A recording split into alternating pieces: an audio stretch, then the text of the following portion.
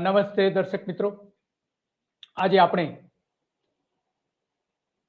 એક એવા મુદ્દા પર ચર્ચા કરવાના છે કે જે ચિલ્ડ્રન ન્યુટ્રિશન પાર્ક બનેલો છે કેવડિયામાં. સરદાર પટેલ નું જ્યાં વિશ્વનું સૌથી ઊંચું સ્ટેચ્યુ આવેલું છે એની બરાબર બાજુમાં જ આ પહેલા પણ આપણે એક આ અંગેનો કાર્યક્રમ કર્યો હતો કે ત્યાં જે ચિલ્ડ્રન પાર્ક બનેલો છે એમાં કઈ પ્રકારની ગેરરીતિઓ કરવામાં આવી છે, સરકારે શું બેદરકારી રાખવી છે, ત્યાંના અધિકારીઓએ શું બેદરકારી રાખવી છે, ત્યાંની કંપનીઓએ શું કઈ પ્રકારની ગોલમાલ કરી છે, બધી કેટલીક બાબતો એમાં રજૂ કરી હતી. પરંતુ આજે એક સ્પેસિફિક મુદ્દા સાથે વાત કરવી છે કે આ આખો જે પ્રોજેક્ટ હતો એમાં કોણ જવાબદાર છે, સૌથી વધારે જવાબદાર કયા અધિકારી છે કે જેણે આ ચિલ્ડ્રન પાર્કનું નખોદ વાળી દીધું છે. ઇકોલોજી કમિશન દ્વારા આ ચિલ્ડ્રન ન્યુટ્રિશન પાર્ક નું સંચાલન કરવામાં આવતું હતું અને એમાં ઘણી બધી ફરિયાદો થઈ હતી. વન વિભાગના કેટલાક અધિકારીઓ જે છે એ એમાં ઇન્વોલ્વ હતા અને એટલા માટે આ આખી જે બાબત છે એ સૌથી વધારે ચર્ચાસ્પદ બની હતી. કારણ કે આ 4 મે જે 4 મેના રોજ 2024 કે ત્યાં કચ્છમાં એક અધિકારી દોડી ગયા હતા અને આ પાર્કને લગતી કેટલીક બાબતોની ચર્ચા પણ કરવામાં આવી હતી અધિકારીઓની સાથે. અને આ પ્રકરણને આખું કઈ રીતે ક્યાં ઠંડુ પાડવું, સરકાર બદનામ ન થાય, અધિકારીઓ બદનામ ન થાય, ઇકોલોજી કમિશન બદનામ ન થાય, એ માટેની સ્ટ્રેટેજી બનાવવામાં આવી હતી. સંજીવ કુમાર ગયા હતા કચ્છમાં, કેટલીક મિટિંગો હતી એના સંદર્ભમાં, પણ બંધવાળની એક મિટિંગ પણ થઈ હતી. કોની સાથે થઈ હતી? એ નિશ્ચલ જોશી કરીને જે છે ઇકોલોજી કમિશનના અધિકારી, એક સમયે ડાયરેક્ટર પણ હતા.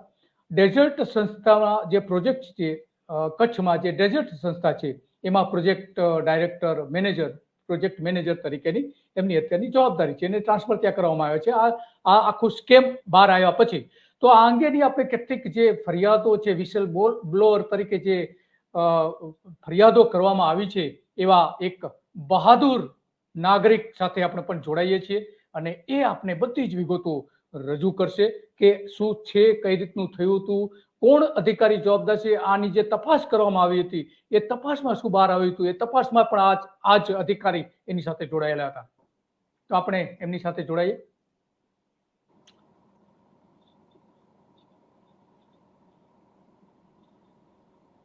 હાલો હેમલભાઈ. ગુડ ઇવનિંગ દિલીપભાઈ. હા, ગુડ ઇવનિંગ. સંભળાય છે ને અવાજ બરાબર? હા, અવાજ આવે છે, મને આવે છે. હા, તમારું સત્ય ડેમાં ફરીવાર તમારું સ્વાગત છે. આ પહેલા પણ આપણે એક વખત આપણે કર્યો હતો લાઈવ ચર્ચા કરી હતી. હા, અને આજે તો એના કરતા પણ અત્યંત ગંભીર મુદ્દો જે બહાર આવ્યો છે એટલા માટે આજે ચર્ચા કરવી જરૂરી બની છે. અને લોકોના પૈસાની કઈ રીતે બરબાદ થતી હોય છે, સરકાર આપણી પાસેથી જે વેરા વસૂલીને, આપણી પાસેથી ફી વસૂલીને એના ખર્ચાઓ કાઢતી હોય છે, એમાં અધિકારીઓ કેવી પ્રકારની બેદરકારી બતાવતા હોય છે એ અંગેની કેટલીક વાતો કરવી છે. અને એમાં તમારું સૌથી મહત્વનું યોગદાન રહેલું છે આખા જે સ્કેમ થયું હતું એને બહાર લાવવામાં. અને તમે બહાદુરીપૂર્વક કામ કર્યું. તમને એની આ લોકોએ બધી જ જે સિન્ડિકેટ ભેગી થઈ છે એને તમને સજા પણ કરી છે. હા, જેને સજા થવી જોઈએ એને સજા થતી નથી. અને જે ખરેખર આમાં જવાબદાર છે એમને સજા થવી જોઈએ. તો કોણ જવાબદાર છે એના માટેની આજે આપણે વાત કરવી છે. ખાસ કરીને નિશ્ચલ જોશી કે જે ઇકોલોજી કમિશનમાં અત્યંત મહત્વની ભૂમિકા ભજવતા રહ્યા છે અને વર્ષોથી એક જ પોસ્ટ ઉપર ત્યાં રહેલા છે. અને એની જે નિયુક્તિથી લઈને ઘણી બધા પ્રશ્નો આજે સામે આવ્યા છે અને એની બધી બાબતો આવી છે. તો સીધો તમને સવાલ એ છે કે આ નિશ્ચલ જોશી છે એ આ આખા સ્કેમમાં કઈ રીતે ઇન્વોલ્વ છે? નિશ્ચલભાઈ ગુજરાત ઇકોલોજી કમિશન સાથે લગભગ મારા અંદાજ પ્રમાણે 2005-2006 થી સંકળાયેલા હતા અને વર્ષો જૂનો એમનો અનુભવ હતો. ઘણા બધા સમય સુધી એમને કામગીરી કરી હતી. લગભગ મારા અંદાજ પ્રમાણે 2016 ની અંદર નિશ્ચલભાઈની નિમણૂક ક્લાસ 2 ગેઝેટેડ ઓફિસર તરીકે કરવામાં આવી હતી. અને જે તે વખતે સ્પેસિફિક નિશ્ચલભાઈ અને એમની સાથે જે પેરેલલ બીજી નિમણૂકો થઈ હશે એના બાબતે વન અને પર્યાવરણ વિભાગ દ્વારા રિક્રુટમેન્ટ રૂલ્સ જે કહેવાય છે, આરઆર જે કહેવાય છે, એમાં ઘણા અંશે ચેડા કરવામાં આવ્યા હતા. અને ખાસ કિસ્સામાં એ બે અધિકારીઓ કે જે કે બીજા અધિકારીઓ હતા એમની નિમણૂક કરવા બાબતે આ વસ્તુ કરવામાં આવી હતી. ગાયત્રી દવે જે તે વખતના તત્કાલીન નાયબ સચિવ હતા વન અને પર્યાવરણ વિભાગના, એમને મોટા પાયે ગેરરીતિ કરી હતી. નિશ્ચલભાઈ પહેલેથી બધા અધિકારીઓ સાથે, વિભાગમાં કે મંત્રીશ્રીઓ સાથે એમના બહુ સારા ઘરોબો રહેલો હતો અને એના લીધે નિશ્ચલભાઈની નિમણૂક થઈ. 2016માં એ પોતે ગેઝેટેડ ઓફિસર બને છે. 2019માં જ્યારે ચિલ્ડ્રન ન્યુટ્રિશન પાર્કનું ઇન્સેપ્શન થયું ત્યારથી લઈ અને ઓપરેશન મેન્ટેનન્સ ચાલુ થયું ચિલ્ડ્રન ન્યુટ્રિશન પાર્કનું, ત્યાં સુધી એ પોતે એની સાથે સંકળાયેલા રહ્યા હતા. મોટા પાયે ગેરરીતિ થયેલી હતી. નિશ્ચલભાઈની સાથે કદાચ જો આપને અંદાજ હોય તો જ્યારે રાજભવનમાં ગુજરાત ગવર્મેન્ટનું જે ચાર્ટર્ડ પ્લેન હતું એની સાથે ચૌહાણ સાહેબને એક ઇસ્યુ બન્યો હતો. બહુ ટાઈમ પહેલા એનો પેપરમાં દિવ્ય ભાસ્કરમાં આર્ટિકલ આવ્યો હતો. એમાં નિશ્ચલભાઈના નામજોગ લખાયેલું હતું અંદર કે ચૌહાણ સાહેબ અને નિશ્ચલ જોશી સાહેબની સામે એસીબી ઇન્ક્વાયરી થવી જોઈતી હતી, પણ જે તે વખતે ગુજરાત સરકારમાંથી કોઈ પણ અધિકારી એમને પ્રોટેક્ટ કર્યા, એમને ડિફેન્સ આપે મજબૂત. ચૌહાણ સાહેબ સામે ઇન્ક્વાયરી થઈ. જે પાયલટ હતા ગવર્મેન્ટ ઓફ ગુજરાતના, ગુજસેલમાંથી એમની નિમણૂક થયેલી હતી, એમની સામે ડિપાર્ટમેન્ટલ ઇન્ક્વાયરી થઈ, એમને સસ્પેન્ડ કરવામાં આવ્યા કે પોતાના પર્સનલ યુઝ માટે એમને સરકારની ચાર્ટર્ડ ફ્લાઇટનો યુઝ કરેલો હતો. પણ નિશ્ચલભાઈની સામે કાયદેસરની કોઈ પણ કાર્યવાહી કરવામાં ના આવી. માત્ર અને માત્ર નિશ્ચલ જોશી સામે એક ડિપાર્ટમેન્ટલ ઇન્ક્વાયરી જે કહેવાય એ ઇનિશિએટ કરી અને આખી બાબતને દબાવવાનો પૂરેપૂરો ભરપૂર પ્રયત્ન કરવામાં આવ્યો. બરાબર છે. હા, એટલે આખી પ્રક્રિયા આની આ થઈ હતી. તો આમાં નિશ્ચલ જોશીને શા માટે બચાવવા કેટલાક અધિકારીઓ બચાવી રહ્યા છે અને મને તો એવું લાગે છે કેટલાક પ્રધાનો પણ એને બચાવી રહ્યા છે, કારણ કે મંત્રીશ્રીઓ પણ ઇન્વોલ્વ છે. હા, અચ્છા. તો જે રીતે કેવડિયા કોલોનીમાં આખું સ્કેમ બનાવ્યું છે સરદાર પટેલના સ્ટેચ્યુની બાજુમાં, તો બરાબર છે. કેમ એને બચાવવામાં આવી રહ્યા છે? નિશ્ચલ જોશીને કોણ બચાવી રહ્યું છે? એના કોની સાથેના સંબંધો રહ્યા છે અત્યાર સુધીનું, એ અંગે કઈ પ્રકાશ પાડશો તમે? જો એ બાબતે હું તમને એક શું છે કે ભાઈ ભલે લાઈવ છે પણ એક અક્ષય કુમારનું એક ગીત છે, કયા મૂવીનું સોંગ છે તો મને ખ્યાલ નથી, પણ એમાં એવું છે કે ગલ્લા ફટા હે સબ મેં બટેગા, યે ભી લૂટેગા વો ભી લૂટેગા. એટલે જે કઈ અંદર કમાણી થઈ એ બધા જ પાસે ગઈ છે. સંત્રી હોય, મંત્રી હોય, જે કોઈ હશે એની અંદર ઇન્વોલ્વ, એ બધા પાસે આ વસ્તુ ગયેલી છે. ડિફેન્સ બહુ મજબૂત રીતે આપવામાં આવ્યો હતો કે મેં મારા આની પહેલાના ઇન્ટરવ્યુમાં પણ આપને જાણ કરી હતી કે નિશ્ચલ જોશી સાહેબ જ્યારે તત્કાલીન senior manager project Gujarat ecology commission હતા, એમના ડ્રાઈવર કેવડિયા જાય છે. ચિલ્ડ્રન ન્યુટ્રિશન પાર્કની જે ઓફિસની ઇક્વિપમેન્ટ્સ હતા જે સરકારના પૈસે તો ન કહેવાય પણ પ્રજાના પૈસે ખરીદાયેલા હતા, પ્રજાના પૈસા એ પણ લાવવામાં. હા, એ તમે વાત કરી એ લાયા છે. બરાબર છે. તે વસ્તુ આમાં હેમલભાઈ સવાલ એ છે કે આ જે નિશ્ચલ જોશીની એ તો ગાંધીનગર હતા, ગાંધીનગર ઓફિસમાં કામ કરતા હતા, તો કચ્છ કેમ એમને મૂકી દેવામાં આવ્યા? એનું કારણ શું છે? કચ્છમાં ક્યાં કામ કરી રહ્યા છે અત્યારે? કચ્છમાં અત્યારે ગાઈડ ઇન્સ્ટિટ્યૂટ છે, ગુજરાત ઇન્સ્ટિટ્યૂટ ઓફ ડેઝર્ટ ઇકોલોજીની અંદર નિશ્ચલ જોશીની નિમણૂક કરવામાં આવી છે.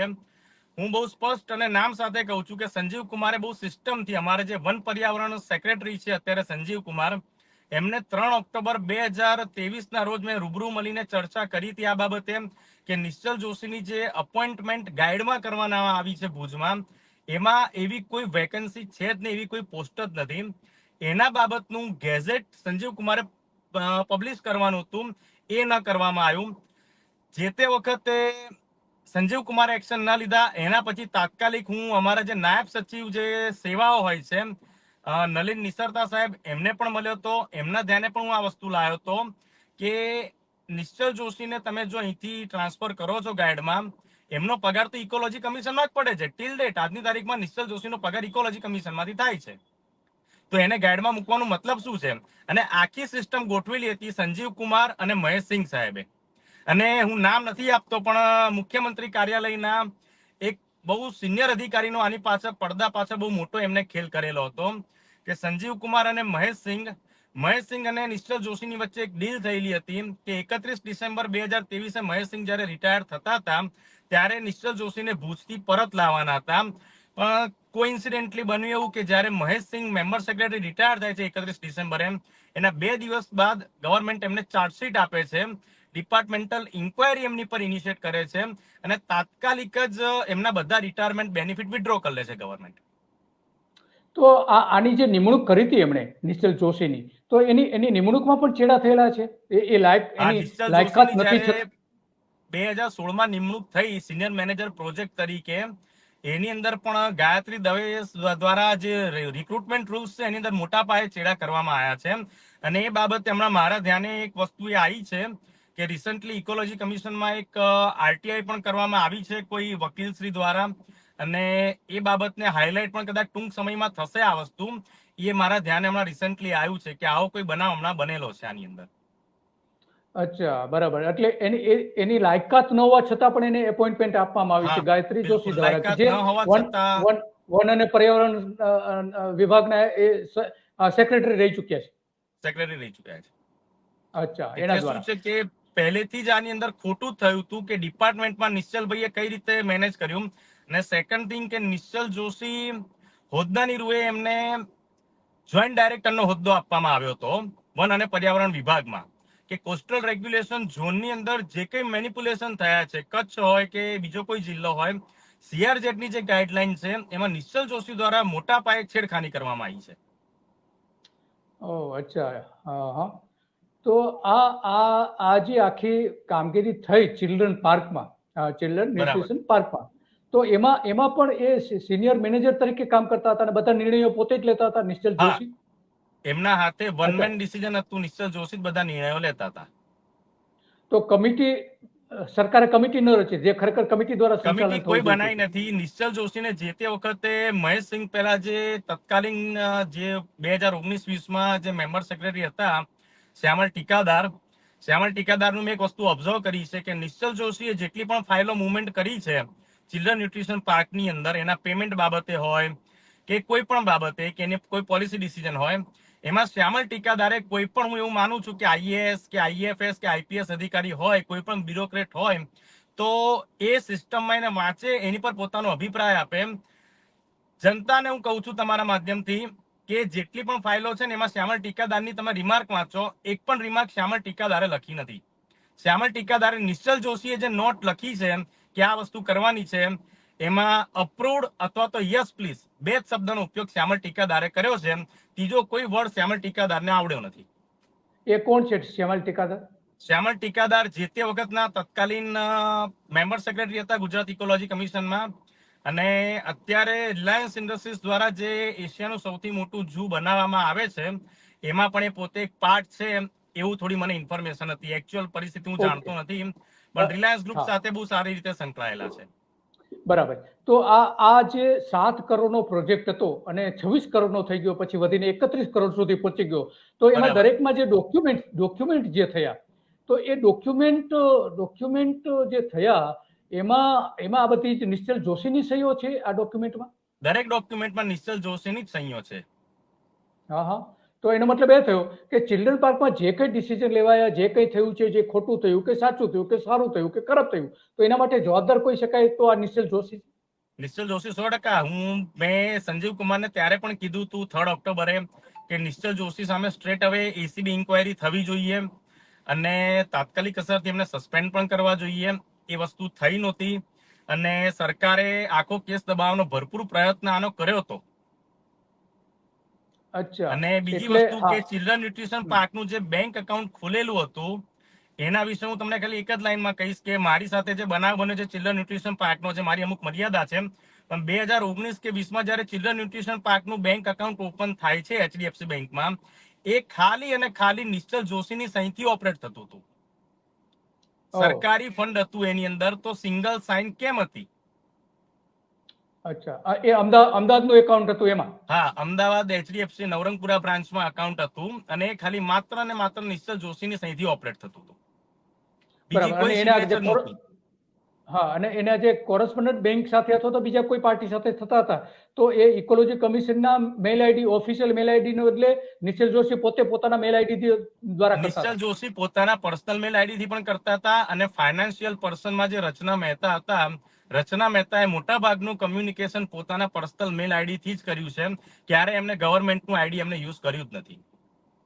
બરાબર. તો જે સમિતિ બની હતી, એ સમિતિમાં તમે એક મેમ્બર હતા અને એમાં એક નોંધ મેં જોઈ છે, એ જે રિપોર્ટ છે એમાં, કે એમાં રજૂ થયેલા રેકર્ડના આધારે ચિલ્ડ્રન ન્યુટ્રિશન પાર્ક કેવડિયાનું સંચાલન અને વહીવટ માટે સરકારના વહીવટી ઔચિત્યના નિયમો કે ધારાધોરણો કે નિયમોનું પાલન થયું હોવાનું જણાતું નથી, આવું સ્પષ્ટપણે લખેલું છે. તો એ કયા નિયમોનો હા, તો અને એના માટે જવાબદાર નિશ્ચલ જોશી પણ છે, એ પ્રકારનો હા, ઉલ્લેખ એના 100% હોદ્દા સાહેબ. સાથેનો ઉલ્લેખ છે. બિલકુલ. તો કઈ રીતે એ જવાબદાર છે ને એની સામે શું પગલાં ભરવા જોઈએ, એને શું સજા થઈ શકે? એમાં પ્રાઇમરી એવું હતું કે જે પેમેન્ટ મેરેફોર્મ કંપનીને ઓપરેશન મેન્ટેનન્સ આપ્યા પછી જે પેમેન્ટ કરવામાં આવ્યું મેરેફોર્મ કંપનીને, એ બિયોન્ડ લિમિટ હતું કે આજે કોઈ પણ વસ્તુનું તમે ક્યાંય ફરવા જાઓ છો તો તમે એક બજેટ ડિસાઈડ કરો છો કે ભાઈ આજે હું માનો કે અહીંથી આ જગ્યાએ ફરવા જઉં છું, હું મુંબઈ જઉં છું, તો મારું બજેટ આટલું જ થશે કે ભાઈ મારે, અમે 4 મેમ્બર્સ જઈએ છે ફેમિલીના, તો અમારું બજેટ હશે 50,000 રૂપિયા, કદાચ 10,000 તમે પ્લસ માઇનસ એને એડજસ્ટ કરો. ક્યાંય નાણાકીય જે સરકારના નીતિ નિયમો છે એને ફોલો કરવામાં નથી આવતા ક્યાંય, કે એને કેટલું પેમેન્ટ આપવાનું. કદાચ આપની પાસે જો એવિડન્સ હશે તો એગ્રીમેન્ટની અંદર રિવાઇઝ એગ્રીમેન્ટમાં એવું લખવામાં આવે છે કે મેરેફોર્મ ઇન્ડિયાને દર મહિનાની શરૂઆતમાં ફર્સ્ટ વીકની અંદર 15 લાખ રૂપિયા એઝ એન એડવાન્સ આપવાના છે. આજે તમે એડવાન્સ આપશો મેરેફોર્મને, અને મેરેફોર્મ એની સામે તમને મહિનાના એન્ડમાં કે બીજા મહિને તમને કરોડ રૂપિયાનું બિલ આપશે, તો તમે બંધાયેલા છો કે એને બીજા 85 લાખ રૂપિયાનું કોમ્પેન્સેશન આપવા માટે. તમે કઈ રીતે એને પેમેન્ટ અચ્છા. કરતા હતા? કારણ મેરેફોર્મને કઈ રીતે 15 લાખ રૂપિયાનું ક્યારે રેગ્યુલર દર મહિને પેમેન્ટ થયું નથી. મેરેફોર્મને તમે સડન એના જે લેજર્સ તમે જોશો તો તમને ખ્યાલ આવે એની અંદર કે જાન્યુઆરી, ફેબ્રુઆરી, માર્ચમાં મેક્સિમમ પેમેન્ટ થાય છે. કેમ તમે 3 તો આ મહિનામાં મેરે એને મેક્સિમમ પેમેન્ટ કરતા હતા? તો આ નિશ્ચલ જોશી ખરેખર તો સરકાર અને ગુજરાતની પ્રજા માટે કામ કરવું જોઈએ, એના હિત માટે કામ કરવું જોઈએ. એને બિલકુલ. બદલે મેરોફોમ કંપની માટે કામ કરતો, એના હિતમાં હા, માટે કામ કરતો 100% એવું એમને એવું અને કેવું છે. તત્કાલીન ફાઇનાન્સ કન્સલ્ટન્ટ રચના મહેતા બંને મેરેફોર્મ માટે જ કામ કર્યું છે. Rachna Mehta by profession chartered accountant છે, અને એમની પોતાની નૈતિક ફરજ હતી કે જે પેમેન્ટ થાય છે બિયોન્ડ લિમિટ થઈ રહ્યું છે, એની પર રિસ્ટ્રિક્શન્સ હોવા જોઈએ, કે તો ત્યાં આગળ જે કંઈ માણસો સ્ટાફ હતો. આ ચાર્ટર્ડ એકાઉન્ટન્ટે પણ નિશ્ચલ જોશી જે વ્યવહારો કરતા હતા એની સામે કોઈ રિમાર્ક્સ નથી મૂકી? ના, ના, ના, ક્યારેય કોઈ રિમાર્ક નથી. એમની બધામાં યશ જ છે. હા, તો એનો મતલબ એ થયો કે નિશ્ચલ જોશીને બચાવવા માટેના તમામ પ્રયત્નો હા, તમામ રીતે થઈ રહ્યા છે. સંજીવ કુમાર બધા થી જ લઈને ઘણા અધિકારીઓ, બધા. કર્મચારીઓ બધાએ નિશ્ચલ જોશીને બચાવવા માટે પૂરેપૂરો સપોર્ટ કર્યો છે. બરાબર છે.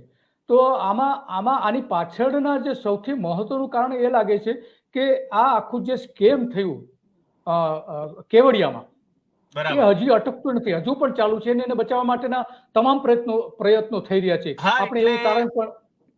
એ તારણ ઉપર આવી હા, શકીએ કે આજે લગભગ 1 એપ્રિલ 24 થી ચિલ્ડ્રન ન્યુટ્રિશન પાર્કનું મેનેજમેન્ટ ઇકોલોજી કમિશનના બદલે એસઓયુ ઓથોરિટીને સોંપવામાં આવ્યું છે.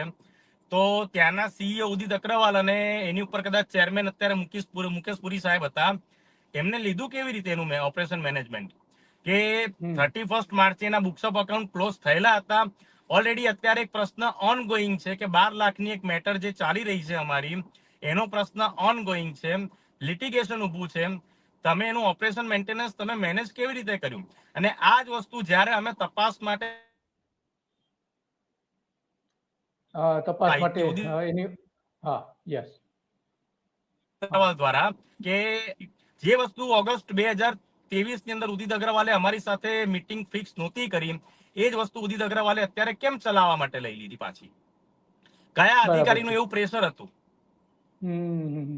તો અત્યારે કચ્છમાં રહીને શું આ અધિકારી શું કરી રહ્યા છે? ત્યાં ત્યાં શું કામગીરી શું કરી રહ્યા છે? કોને મદદ કરી રહ્યા છે કચ્છમાં? હેલો. આ અધિકારી અત્યારે શું કરી રહ્યા છે અને કોને મદદ કરી રહ્યા છે? કોઈ કંપનીઓને મદદ કરી રહ્યા છે ત્યાં? સીઆરઝેડ થી લઈને હેલો. કચ્છનું આજે જ આપણે જોયું છે કે કચ્છનું જે રણ છે એમાં જે ઘુડખર અભયારણ્ય છે એમાં કેટલાક મીઠાના અગરિયાઓના જે માફિયા લોકો છે, એ માફિયાઓ આજે ફાયરિંગ કર્યું છે. આજે જે સૌથી મોટું ઇકોલોજી કમિશન ની કામગીરી ત્યાં સૌથી મોટી રહી છે અત્યાર સુધી રહી છે, અને કચ્છ સૌથી વધારે કામ ત્યાં કરેલું, કચ્છ અને જામનગરમાં મેંગ્રુવ્સ થી લઈને ત્યાં લોકોની જાગૃતિ માટે થી લઈને તમામ પ્રકારનું કામ કર્યું હતું. તો ત્યાં જે આ થયું એમાં આખી આ પ્રવૃત્તિમાં નિશ્ચલ જોશી એ કોઈનું પ્યાદું છે કે પોતે જ આ બધું કરી રહ્યા છે? હલો હલો સંભળાય છે હેમલભાઈ? હલો હેમલભાઈ? સર, આપનો વોઇસ નથી આવતો. વોઇસ નથી હા, આવતો વોઇસ આપનો. નથી. હા, હા, હા. હવે આવે છે. હેલો. હા, હા. હા, અવાજ નથી આવતો. હલો, હલો, હલો, કેમ આવું? હલો. હા, તો આ આખી જે વાત કરી એ ખરેખર અત્યંત ગંભીર બાબત છે, અને ગંભીર બાબત હોવાના કારણે નિવૃત્ત થતા principal chief conservator of forest additional Maheshsinh સામે જે તપાસના આદેશો કર્યા હતા એ પણ આની સાથે જોડાયેલી હતી, ઘણી બધી ઘટનાઓ હતી. તો આખું આ જે કેમ આપણે માનીએ છીએ એટલું બહુ નાનું નથી. 7 કરોડનો પ્રોજેક્ટ એકાએક 31 કરોડ સુધી 30 કરોડ સુધી પહોંચી જાય તો એની પાછળ કોઈક ને કોઈક તો છે જ. કોઈક તો છે જ. અને આ બધી બાબતો નથી જાણતા એવું નથી.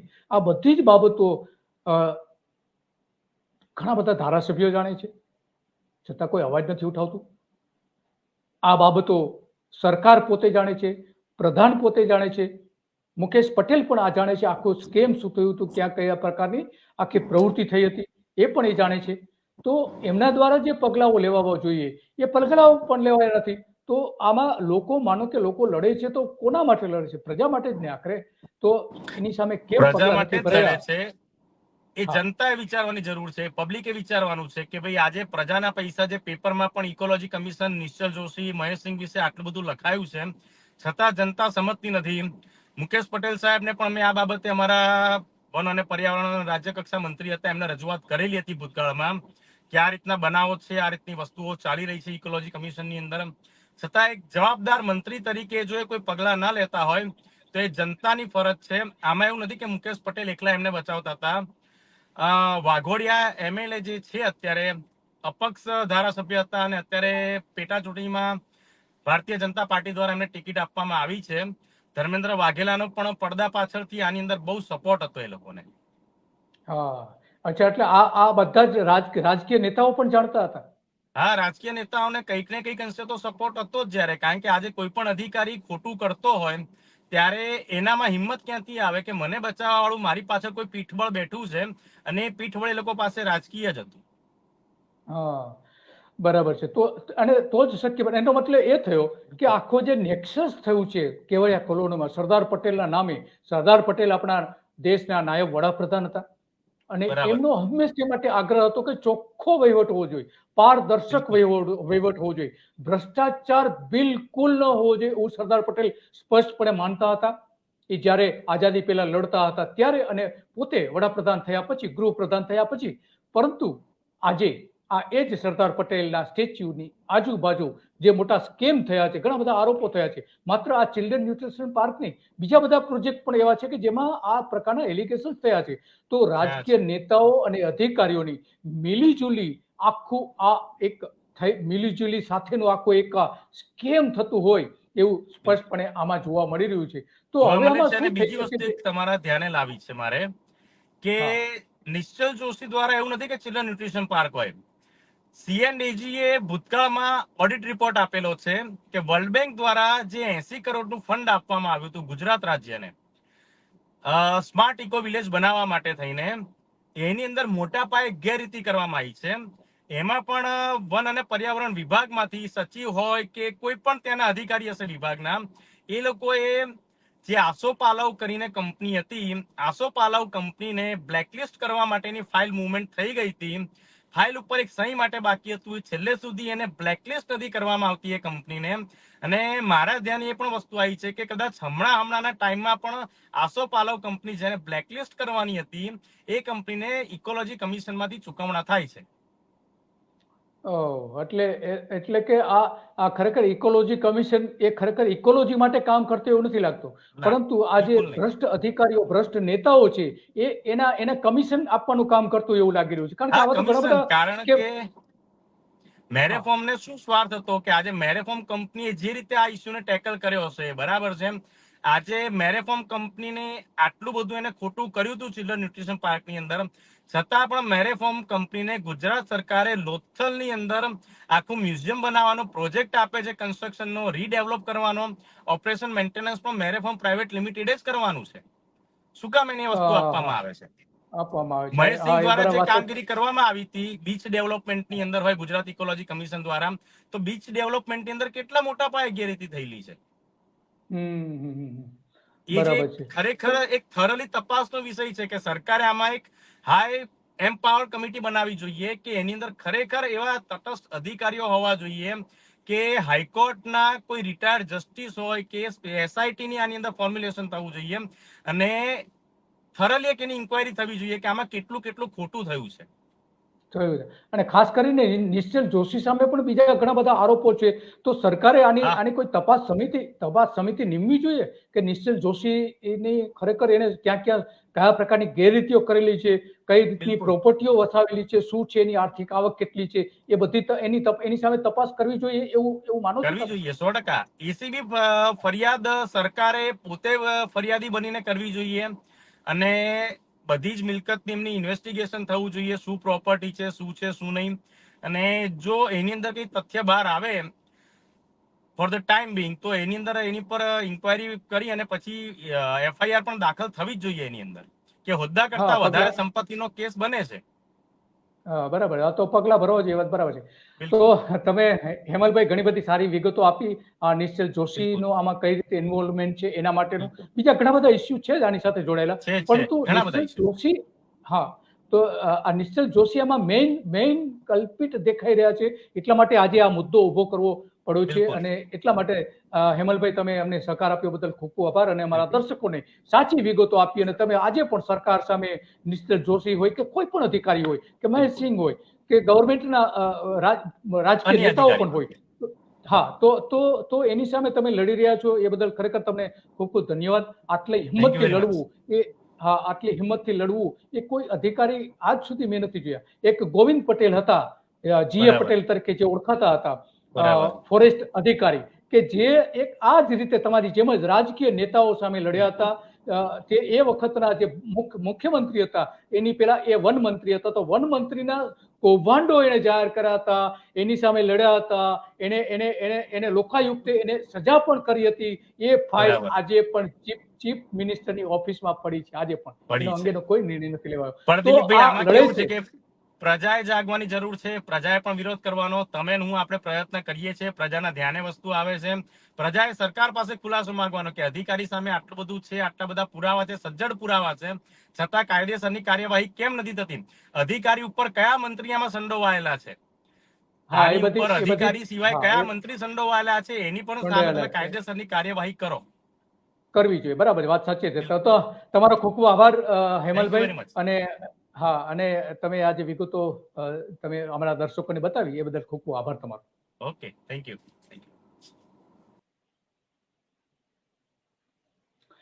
તો આ હતા હેમલભાઈ કે જે આજે પણ સરકાર સામે લડી રહ્યા છે અને ચોક્કસ પ્રકારના અધિકારીઓ કઈ રીતે પ્રજાના પૈસા બગાડી રહ્યા છે, ખરાબ કરી રહ્યા છે, વેડફી રહ્યા છે અને એમાં ભ્રષ્ટાચાર કરી રહ્યા છે. એટલા માટે ચિલ્ડ્રન ન્યુટ્રિશન પાર્કમાં ભ્રષ્ટાચારમાં જવાબદાર કોણ છે એ સૌથી મોટો સરકારને પ્રશ્ન છે. જે પણ જવાબદાર હોય એની સામે પગલાં ભરવા જોઈએ અને પગલાં ભરીને પ્રજાના પૈસા જે કંઈ વેડફાયા છે એ રિકવર પણ કરવા જોઈએ એવી માગણી પણ ચારે બાજુ થઈ રહી છે. અને એટલા માટે તાત્કાલિક ધોરણે આમાં જો પગલાં ભરવામાં આવે તો પ્રજાના ઘણા બધા પૈસા બચી શકે એમ છે અને જે જવાબદાર અધિકારીઓ છે એને સજા પણ થઈ શકે એમ છે. બસ આજે તો આટલું જ. સત્ય ડેમાં આવી ઘણી બધી વિગતો આપણે આપતા રહીશું રોજે રોજ. અને જે લોકોના હિત માટેની બાબતો હોય, પ્રજાના પૈસા કઈ રીતે વેડફાઈ રહ્યા છે એની બાબતો હોય, લોક વિરોધી નિર્ણયો લેવાતા હોય એની બાબતો હોય કે પ્રજાને પીડાતા પ્રશ્નો હોય, એવી બધી બાબતો આપણે સત્ય ડેમાં હંમેશા માટે સત્ય સાથે રજૂ કરીએ છીએ, પુરાવા સાથે રજૂ કરીએ છીએ અને એની સાથે જે નિષ્ણાંતો જોડાયેલા હોય નિષ્ણાંતો સાથે પણ આપણે વાત કરીએ છીએ. તો તમારા ધ્યાનમાં પણ આવા કોઈ ઇસ્યુ આવતા હોય તો અમને બેશક તમે જણાવી શકો છો, નીચે કોમેન્ટ કરી શકો છો અને આ વિડીયોને બને એટલો તમે ફોરવર્ડ કરજો, જેથી કરીને લોકો જોઈ શકે કે કઈ પ્રકારનું સરકારી અધિકારીઓ કેવા પ્રકારનો ગેરવહીવટ પોતાના નાણાંનો કરી રહ્યા છે, પ્રજાના નાણાંનો કરી રહ્યા છે, એ પણ એ જોઈ શકે. બસ, નમસ્તે. આજે આટલું.